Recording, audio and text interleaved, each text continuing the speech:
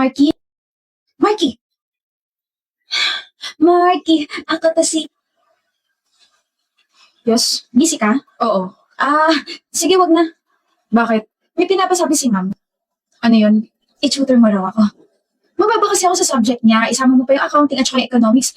Hindi ko na alam kung ano yung gagawin ko. Pinagalitan pa niya ako. Tapos ayun, sabi niya, magpa-tutor daw ako sa'yo. Hindi kaya na-scared mo, di ba? Sabi ko naman kay ma'am, hindi ka available palagi. Pero pinilit niya ako. Alam mo, Marky, hindi mo man kailangan umuo. Sige, balik na ako sa seat ko, ha.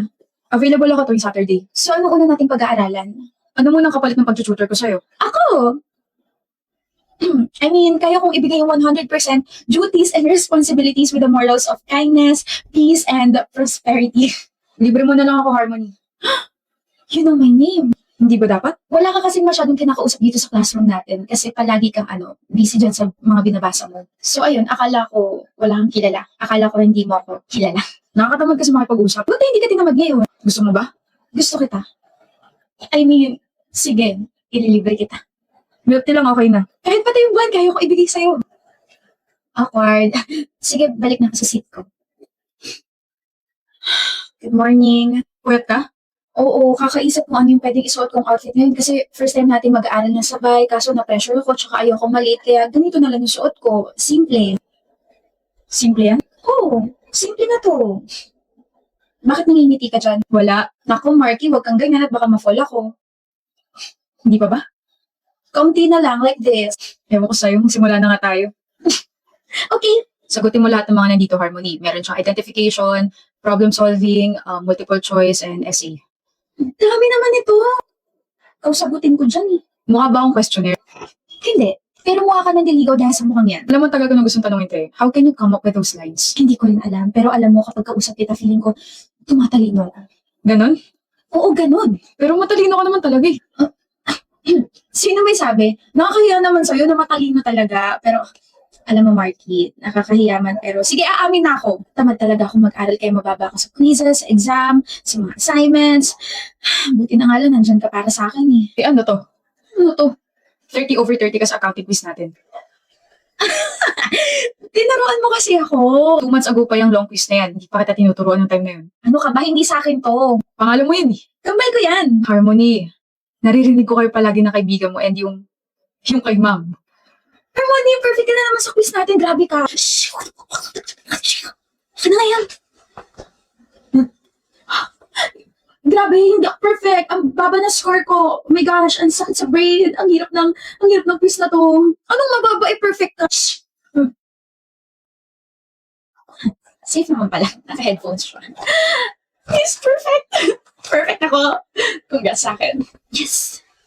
Ilan ko sa exam? Nakakainis. 4 mistakes. Safe. Safe. Oh wow, Miss Harmony, congratulations again. You got a perfect life. Congratulations po sa akin because I have a perfect life. Kumala ka rin at pag puro aral para hindi kung ano-ano mga pagsasabi mo, okay? Thank you po, ma'am. Pero lagi kang may suot na headphones, di ba? Eto. Hindi ako nagmumusik kapag suot ko to. Sinusuot ko lang to para walang kumausap sa akin kapag nag-aaral ako. Kaya lahat ng mga sinasabi mo, lahat ng mga palusot mo, naririnig ko. Eh?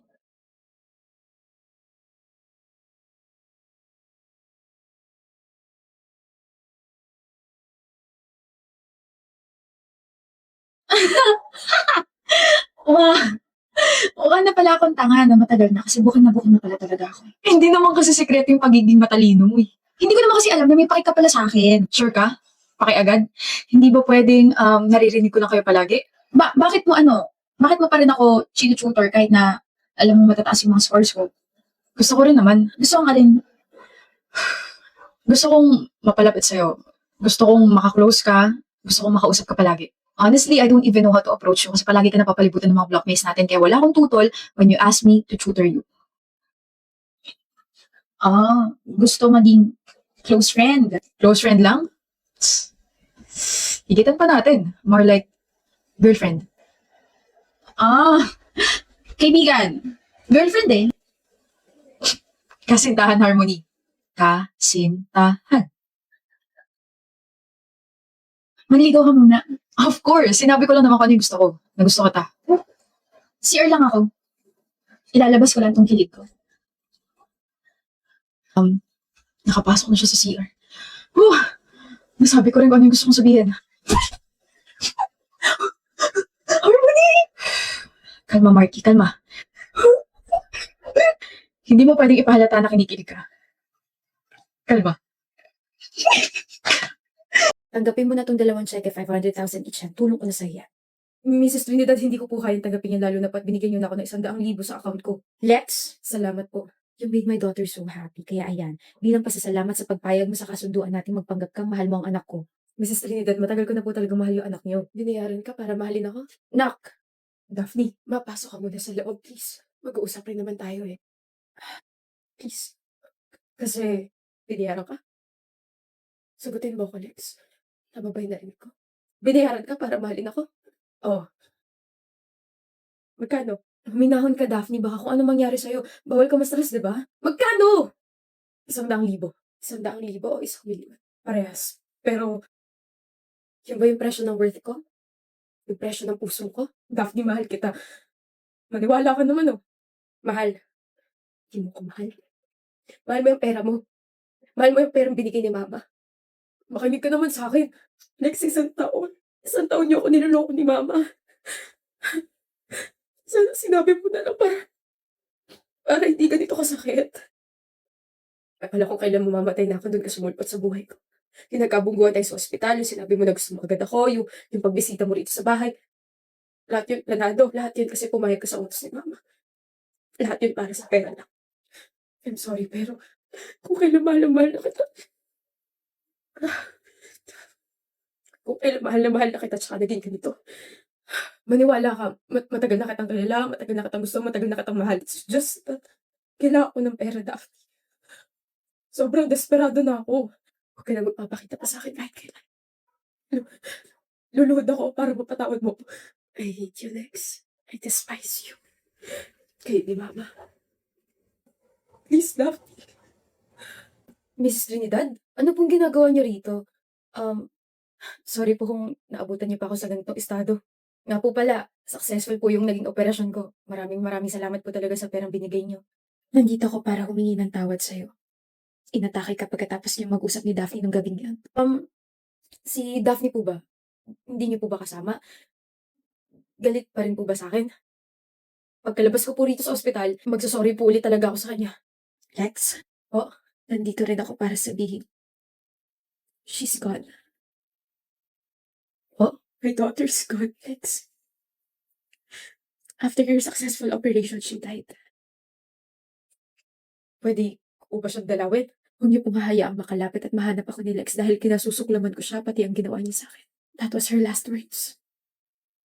I'm so sorry, Iho. He's very healthy na anak. Rado ka bang gusto mo nang itatak sa kanya na patay ka na? Mamamatay din naman po ako. Mas masakit kung makikita niya pa akong unti-unti mawawala sa kanya. Mas okay na, napatuloy ko na yung connection namin dalawa. Galit ka pa rin ba kay mama, anak? Galit ako sa mundo, Ma. Galit na galit ako ngayon sa mundo. I survived. Akala ko mamamatay na ako dahil malala talagang sakit ko and decided to stop my medication dahil nawala na ako ng pag-asa. Flatline pa ako nung huling sugod sa akin sa ospital but the doctors and nurses saved me. I woke up crying because I felt like God gave me another chance to live my life again. Pero kahit na anong gawin ko, may isang kulang sa buhay ko. Si Lex. I tried my very best na wag siyang hanapin sa social media. Paninindigan ko talaga na patay na ako sa buhay niya. Lex, nagkatinginan kami. He's looking straight into my eyes. Pero sarili ko lang talagang niloloko ko. Hindi ako tinitingnan niya. Ang tinitignan mo, Habi? Ang ganda ng painting dito sa restaurant na to. You wanna buy another painting? Pwede? Isa lang, ha? Yes! Tara, puno tayo. Hindi kailanman dadapo ang kanyang mga mata sa akin. Dahil matagal na akong patay. 1 month after Lex's successful operation, my body and my heart finally gave up. Namatay ako habang natutulog. Parang hinintay ko lang na tuluyan nang gumaling si Lex bago ako nawala. And then mas pinili na lang ni Mama na itago yung totoo kay Lex because that was my last wish. Lahat ng mga sinabi ko kanina, it was all in my head. I created those memories because at some point, I want to feel alive again. 4 na taon pero nandito pa ako. I chose to stay here to look after him. To look after my first and eternal love. After everything we've been through. Masaya ako na masaya ka ngayon, Lex. She finally left, pero mamaya babalik ulit siya to look after Lex. 4 na taon na pero nandito ka pa rin, Daphne. Gusto ko sabihin kay Lex na nakikita kita pero ayoko. Dahil kapag ginawa ko yun, baka iwan niya ako because you will always be his first and greatest love. Mahal mo pa ako?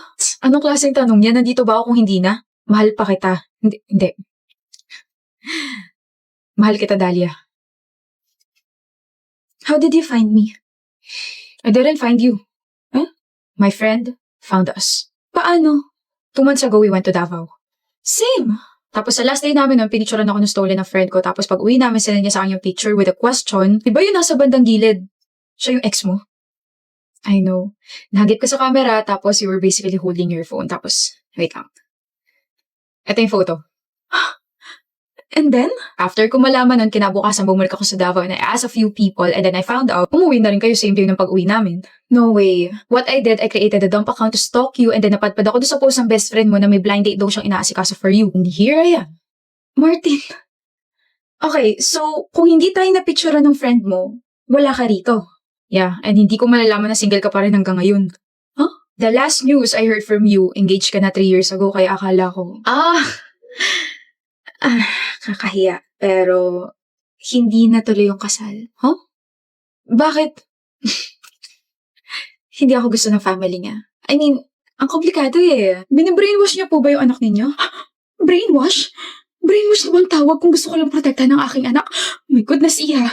This is why I hate people na hindi lumaki kasama ang kanilang mga magulang. Oh, too bad. Maagang namatay ang parents mo, hindi ba? Ano bang kaya mo ipagmalaki sa amin? Oh, don't get me started with your salary. Magkano yun? 20,000 per month. Hindi mo kayang buhay ng aking anak. Mrs. Sia, You are nothing without my son. You are nothing without our money. Get out of my house. You don't deserve us. his family brainwash him na gusto ko lang daw ng pera niya, ng pera nila. And after a week na hindi siya nakikipagkita sa akin, nag-message siya bigla and ang sabi lang, ayoko na sa'yo, gold digger. What the? After ko ma-receive yung message na yun, hinabol ko siya syempre. Alam mo ba ang laki ng pinagbago mo? Bakit nandito ka? Hindi ko alam kung ano yung mga pinagsasabi nila sa'yo, pero kilala mo ko, hindi talaga ako gold digger. Alam mo, ganito na lang, pupuntahan ko yung pamilya mo, pupuntahan ko yung mama mo, kakausapin ko ulit sila. Hindi na kailangan, Dahlia. Kahit na anong gawin mo, gold digger pa rin yung tingin ko sa'yo. Eh bakit nag-propose ka pa? Una pa lang, dapat nakanig na ako kay mama. Umalis ka na nga. Tapos yun na yung last na usap namin. Kaya siguro inorganize ang best friend ko tong mga blind dates na to kasi feeling niya malungkot pa rin ako pero I moved on. I'm fine na. Dahlia, pwede pa ba tayo mag-usap sa ibang araw? You still wanna try this, Martin? Paano pag hindi tayo nag-work ulit? At least we tried. Kakatapos lang na shift ko, ang aga-aga nandito ka na naman. Breakfast para sa aking nililigawan.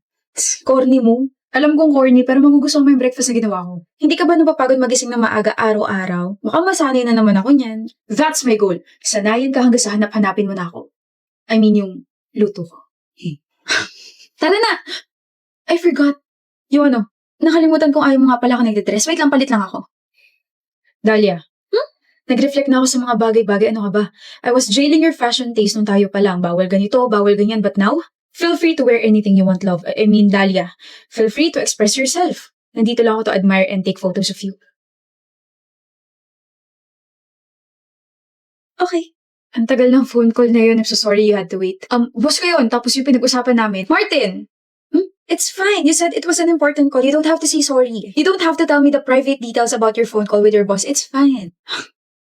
Thank you. Okay, alam mo, naalala ko bigla kung gaano ka-toxic every time na may tumatawag sa'yo before. Pati yung delivery rider na tumatawag sa'yo, napagkamalan ko siyang kabe, tapos kung ano yung mga pinagsasabi ko, kadiri! Tapos sa ending, sinusuyo kita, pero ayaw mo pasuyo, kaya nagagalit din ako. Grabe, sobrang childish and possessive ko nun. Like, paano ba tayo umabot ng 3 years kung ganun yung relasyon natin dati, diba? Kasi akala natin yun yung sukatan na pagmamahalan natin. Ang importante sa atin dati, basta mahal natin yung isa't isa, we can solve our problems, we can be together forever. Pero hindi pala ganun, no?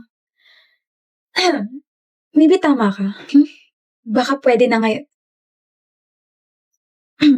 Sorry. Oh, hindi mo sasagutin? Tumatawag kasi yung ex-fiancé ko.